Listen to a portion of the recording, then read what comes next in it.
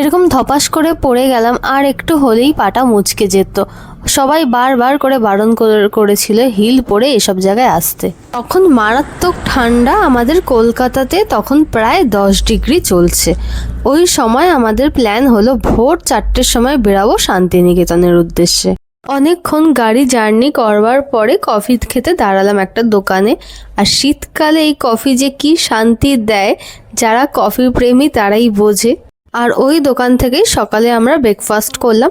Breakfast ready হতে একটু time লাগবে বলে আশেপাশটা একটু ঘুরে দেখছি। একটু ওয়েট করতে না করতেই আমাদের লুচি আর সবজি চলে আসলো। আর এইটা গরম গরম খেতে যে অত ঠান্ডায় কি ভালো লাগছিল, মানে অমৃত লাগছিল। তারপর এই কাকুটার সাথে একটু কথা বলছিলাম। এই জায়গাটার নাম কি? হ্যাঁ, খয়রা পুকুর।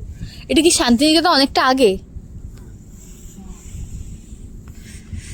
একটু আগে তোমাদের বললাম না, পুরি আর সবজিটা যতক্ষণে রেডি হচ্ছিল আশপাশটা একটু ঘুরে দেখছিলাম। ওখানে গেছিলাম এই সর্ষে খেতে একটু ফটো ভিডিও তুলতে।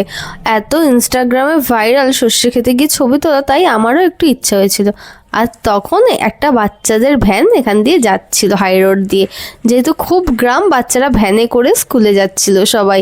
আর ওরা আমাকে দেখে এমনভাবে এত 5-6টা বাচ্চা টাটা করছিল, আর আমিও ওদেরকে দেখে তাই হাসছিলাম, টাটা করছিলাম। আর আমার যে ক্যামেরা ধরেছে সে শুধু আমারই ভিডিও নিয়ে গেছে, বাচ্চাগুলোর ভিডিও আর তোলেনি। আমার তখন খুব মনটা খারাপ হয়ে গেছিলো যে ইস, বাচ্চাগুলোকে দেখালো না। আর তারপরে আমি সর্ষে খেতে দাঁড়িয়ে রোদটা পোয়াচ্ছি, এটা যে কতটা সুন্দর লাগছিল তখন। অত ঠান্ডা এই রোদটাই তখন এত ভালো লাগছিল। আর তারপর আমাকে সবাই বলেছিল এরকম হিল পরে এসব জায়গায় আসতে না।